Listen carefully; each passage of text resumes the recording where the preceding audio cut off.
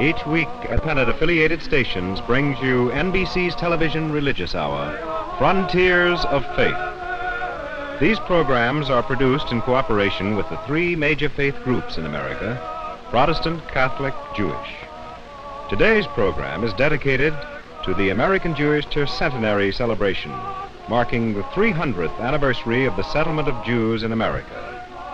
It is produced in cooperation with the Jewish Theological Seminary of America and is entitled Land of Our Fathers by Lottie and Moshe Davis, and a TV version by Morton Wishengrad. Featured in the cast are Jeffrey Lynn, Tom Glazer, and Joan Tompkins.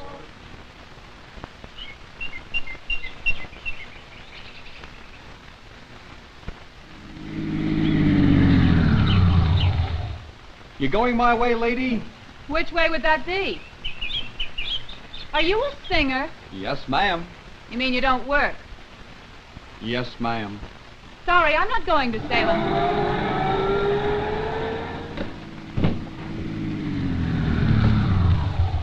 I'll give you a lift.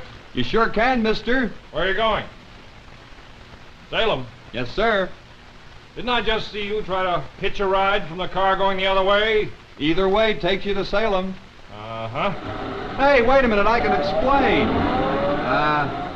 There's a Salem in Alabama, Florida, Connecticut, Indiana, Kentucky, Utah, South Dakota, lots more. If you send a letter to a party named Smith or Brown in Salem, you better put the state down in plain writing, because there are, 27 states. Yeah, that's right, 27 that call a city or a town or a village by that name. Isn't anyone going to Salem today? Isn't anyone going to Salem this way? Salem, Maine, or Washington, Arkansas, or Oregon. There are 27 ways to Salem in the USA. And the interesting thing about it is that one of the derivations of Salem comes from the word shalom. And everyone knows what shalom means.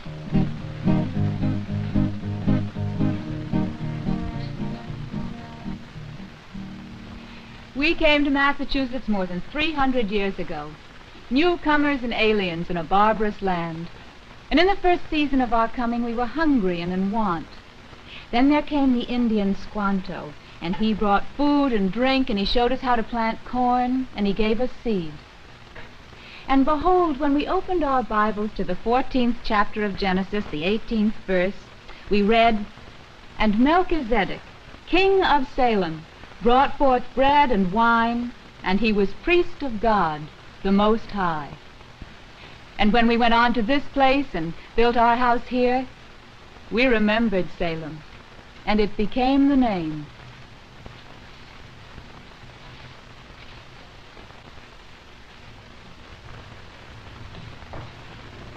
Took a while for Salem to get to Oregon, but it did. Names move with people.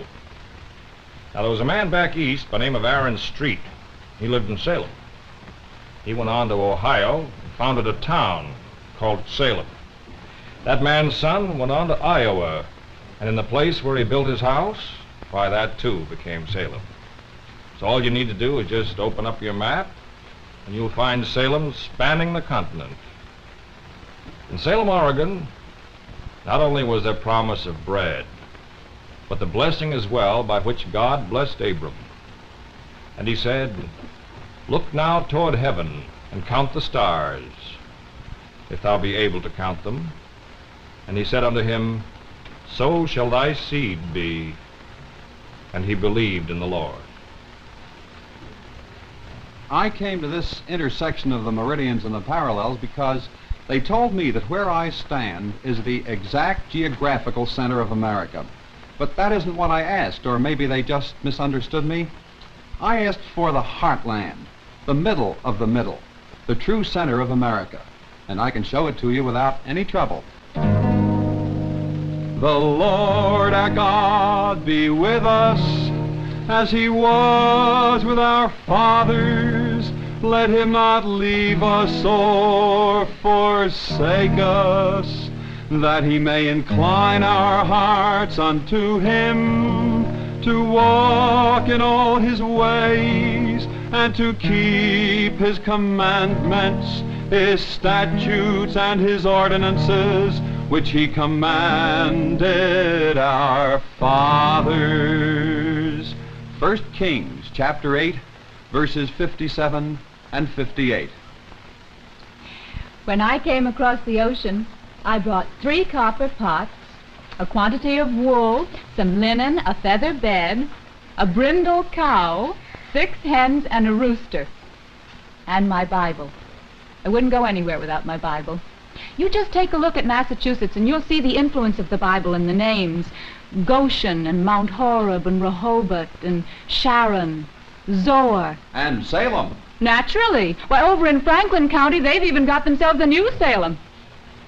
Clean across the states here in Oregon, we've got Bethel, Damascus, Goshen, Lebanon. Find a lot of those all over. And Mount Moriah and Mount Pisgah and Ophir. That's in Curry County. And Selah. Selah? Sure, like in the Psalms. I would lodge in the wilderness, Selah. I would haste me to a shelter from the stormy winds and tempest. What does Selah mean? Don't know. But if it's in the Bible, it's good enough to name a place for in Oregon. And if it's good enough for Oregon, it's good enough for Washington. Up in Washington, they've got an Eden. That's a pretty name. They've also got a Goshen, Sharon, Jerusalem. Now, you wouldn't think so, but that was named for a joke. Fella said being as there was an Egypt on one side of the Spokane River, there ought to be a Jerusalem on the other side. Over in Whitman County, there's a place called Toccoa. Not much population, but nice people. Now, all the children and pretty nearly all their elders used to think Toccoa was an Indian name. But Mr. Arthur M. Johnson, he's from the Colfax High School Science Department, he looked it up. He found out it was named by a pioneer woman who took the word from the Bible. In Hebrew, the word Toccoa means to set down firmly, and that could stand for settlement. I wouldn't know about that. But would you like to know what Mr. Arthur M. Johnson wrote in his letter? Got it right here. In a city of Judah, by name of Toccoa, 6 miles from Bethlehem and 12 miles from Jerusalem, there lived the prophet Amos, and also the wise woman who interceded with David. In a city of Judah, In a city of Judah, by name of Toccoa, by name of Toccoa, 6 miles from Bethlehem, 6 miles from Bethlehem, and 12 miles from Jerusalem, and 12 miles from Jerusalem, there lived the prophet Amos, and also the wise woman who interceded with David. Look up 2 Samuel when you get the chance. Chapter 14, verses 2 to 20. In Vermont, they have a pretty town named Bethel, named by a man called Dudley Chase. A long time ago, when all there was wilderness, he came with a survey party. He camped out under the sky, and he slept on the ground with a stone for his pillow. And in the morning, like Jacob in the Bible, he named the place Bethel, Bethel. And he made a wish that the stone on which he'd slept might someday be the foundation of a house of God. In 1824, all the stones in the vicinity were gathered up and used to make the foundation of a house of God. You'll find that story in the Vermont Quarterly. There are many Bethels in America. There's a Bethel in Ohio. It was named in 1797 by a man named Obed Denham, who freed his slaves when he founded the town. Who founded the town? Who freed his slaves? A man named Obed. And what does Obed mean in Hebrew? It means slave. A slave, freed slaves. I quote Mrs. Maria Ewing Martin. It is indeed holy ground where men, after a hard-won fight for their own liberty, will begin life over again to make the lives of others worth having. Now, down in Southern California, there's a Kern County. That's just a little bit north and east of Los Angeles. Now, the first county seat of Kern County had the pretty name of Havilah. was called that by Mr. Asbury Harpending. Now, the Dictionary of California Land Names says that during the Civil War, Mr. Harpending was a Southern sympathizer. Well, he was captured, and he was found guilty of piracy. That's what it says. Anyway, I guess they put him in prison because a bit after that, when Abraham Lincoln proclaimed an amnesty in 1863, Mr. Harpending was released, and he took off. He wound up in the Kern River country looking for gold. And being the sort of man he was, he remembered a name from the book of Genesis. And a river went out of Eden to water the garden. And from thence it was parted and became 4 heads. The name of the first is Pishon. That is it which compasseth the whole land of Havilah, where there is gold. Now, I couldn't tell you for sure if Mr. Asbury Harpending found his gold or not, but he gave this place a name, and that's a kind of gold, isn't it? In New York State, there are dozens of places that take their names from the Bible. Some of them are curious names like Babylon. But then there are the sweet names, too, like Bethel again and Bethlehem, Canaan and Carmel, Eden and Ephrata, Hebron and Hermon, Jericho, Lebanon, Moriah, Nineveh, Sharon, Shushan, and Ebenezer. In the middle of the 1880s, a group of German immigrants set up a communal society near Buffalo. There were about 2,000 of them, and they created 4 villages: Lower Ebenezer, Middle Ebenezer, Upper Ebenezer, and New Ebenezer. Then in a few years, when the big cities started crowding in, they decided they'd sell their property and move to Iowa. While they were selling, there came depression and financial crisis, and they decided they had better reduce the selling price of the remaining parcels of land. Well, they began to brood about that. Oh, not what you think. They brooded because they had sold adjacent land dear, and they were selling this land cheap. So they did what they believed the Bible would want them to do. They refunded the difference to those who had bought the property previously.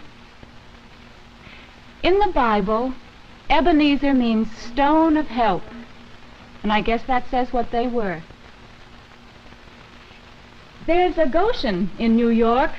It was settled in 1714, and writing about it, Mr. George Gregg tells how it came to be named in these words. When the first settlers came, they stood upon the wooden hills and looked with glad eyes upon the fruitful valley. All around about them lay the land of their desire, and they called it Goshen, the promised land of the Scriptures, and they called it Goshen, Goshen, Goshen. Goshen wasn't the promised land. Goshen was a place in Egypt. But you can forgive a mistake like that. And then there's the state of New Jersey. It has a Salem town and a Salem county, and it's got 3 Jerichos that I know of, and a Zion and Siloam and a great many more. I wish I could tell you all the names, like Mount Gilboa and Mount Tabor and New Sharon. But they do have a New Egypt. That's over in Ocean County. And George Washington named it himself. General Washington had an aide named Joseph. And whether it was at Trenton or at Valley Forge or some other place, General Washington sent this man Joseph out to look for flour to make bread, because the Continental Army was starving as usual. And it was right there in Ocean County that Joseph found some corn. And George Washington smiled and he said, "Joseph has been to Egypt and has gotten the corn." So they gave it the name of New Egypt. Jacob was in Egypt when he sang. Joseph is a fruitful vine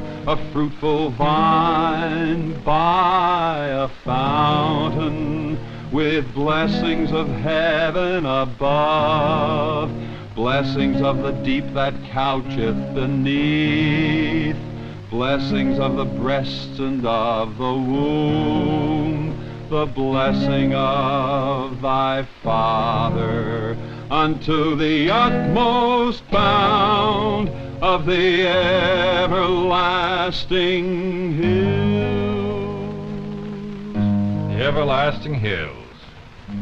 Well, if you go east from Oregon to the everlasting hills of Idaho, you run across another Eden. Population 456, according to the census of 1950. And if you look in the WPA guidebook for Idaho, on page 281, you'll find this item. Eden.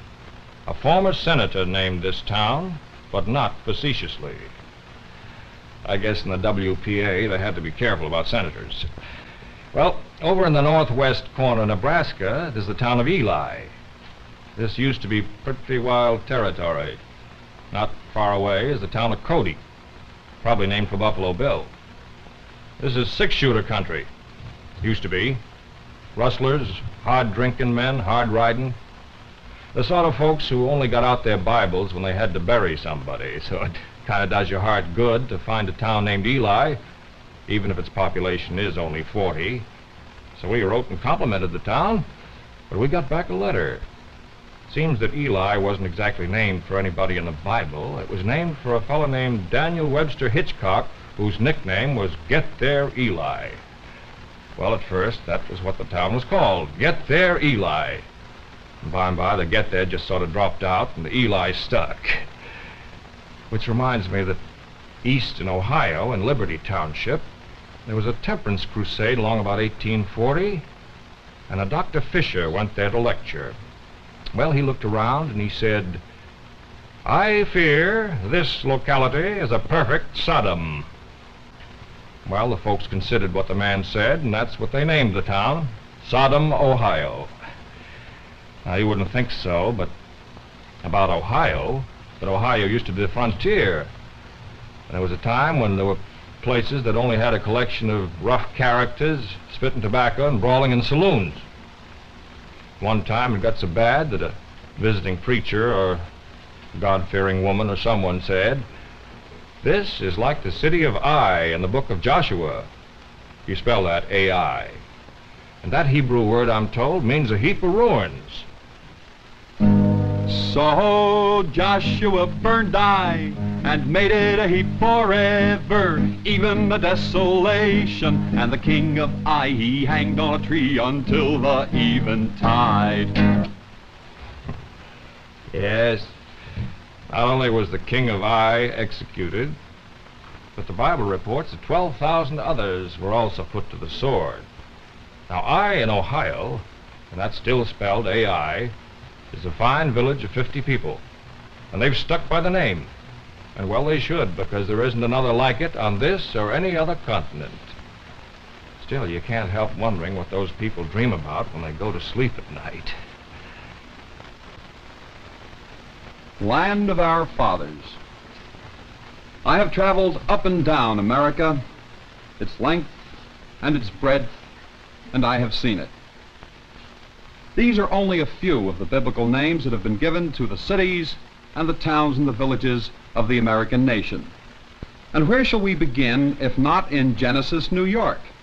For Genesis is Bereshis, and Bereshis means in the beginning. In the beginning, God created the heaven and the earth. Now the earth was unformed and void, and darkness was upon the face of the deep. And the Spirit of God hovered over the face of the waters. And God said, "Let there be light," and there was light. And God saw the light, that it was good. And God divided the light from the darkness.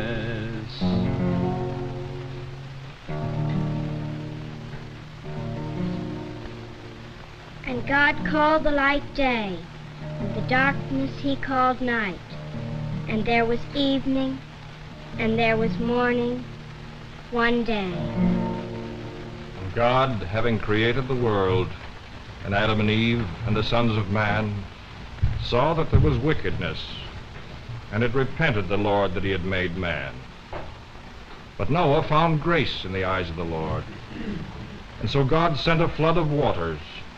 But Noah and his seed, they lived in the ark, and they came to rest upon the mountains of Ararat. In El Dorado, California, you will find a Mount Ararat.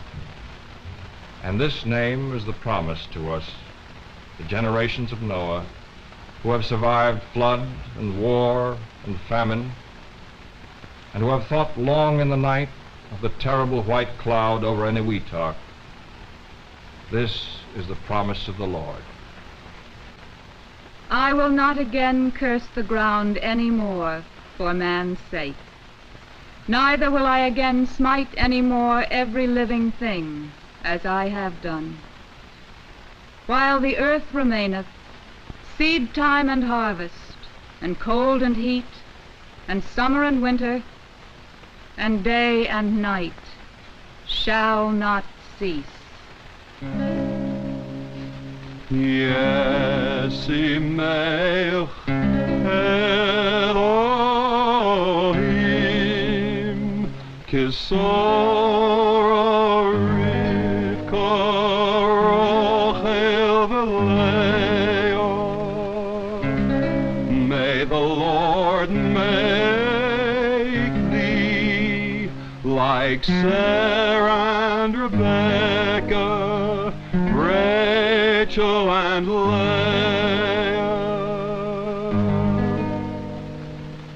In Colorado, Mormon colonists named a place where 14 families went to live in honor of a son of Joseph named Ephraim. And nearby, honoring another son of Joseph, they named the place Manasseh. And Joseph said unto his father, They are my sons whom God hath given me here. And he said, Bring them, I pray thee, and I will bless them. And he brought them near unto him and kissed them. And Israel said unto Joseph, I had not thought to see thy face, and lo, God hath let me see thy seed also. And Israel blessed them that day. Yesimcha Elohim Ki Ephraim V'Menashe. May the Lord make thee like Ephraim and Manasseh. And Moses went upon Sinai and was taller than the mountain. Genesis, Exodus, Leviticus, Numbers, Deuteronomy, the Pentateuch, the 5 books of Moses. And it is from the book of Leviticus that the American colonies wrote liberty upon a bell and made a great sound. Then shalt thou make proclamation with the blast of the horn on the 10th day of the 7th month. In the day of atonement shall ye make proclamation with the horn throughout all your land. And ye shall proclaim liberty throughout the land unto all the inhabitants thereof. And ye shall not wrong one another. Wherefore ye shall do my statutes and keep mine ordinances and do them, and ye shall dwell in the land in safety, and the land shall yield her fruit, and ye shall eat until ye have enough. Abraham Lincoln said it for all of us. In regard to this great book, I have but to say, it is the best gift God has given to man. But for it, we would not know right from wrong. And Lincoln also said, "The human heart is with us, God is with us." We can again declare not that all states as states are equal, nor yet that all citizens are equal, but to renew the broader, better declaration, including both these and much more, that all men are created equal. Proclaim liberty throughout the land unto all the inhabitants thereof. These are the names on the land, ancient names for a new hope. Of all our presidents, Abraham Lincoln spoke most clearly in the language of scriptures.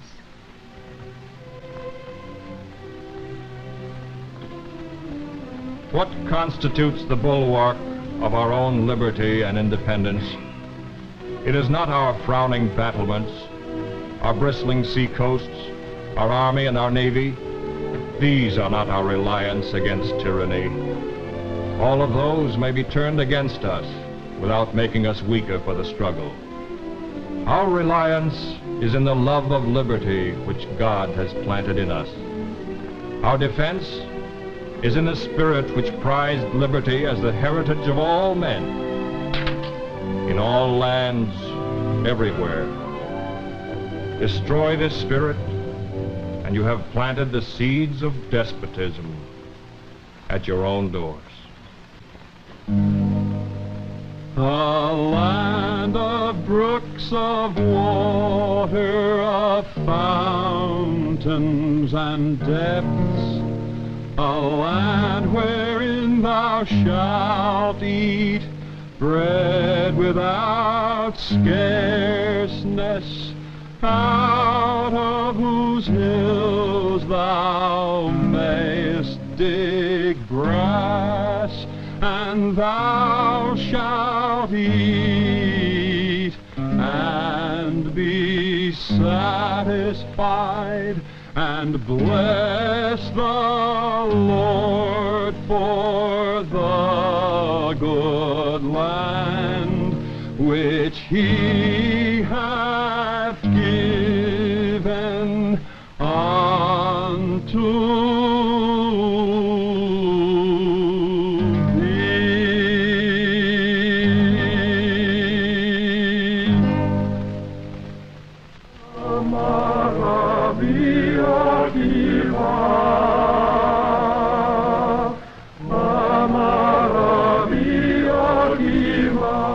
Broadcasting Company and its independent affiliated stations has presented Frontiers of Faith, which was brought to you today in cooperation with the Jewish Theological Seminary of America. It was dedicated to the American Jewish Tercentenary celebration, marking the 300th anniversary of the settlement of Jews in America.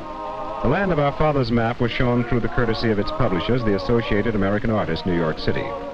If you would like a free copy of today's program, please send a letter or postcard to the Jewish Theological Seminary of America, 3080 Broadway, New York, 27, New York.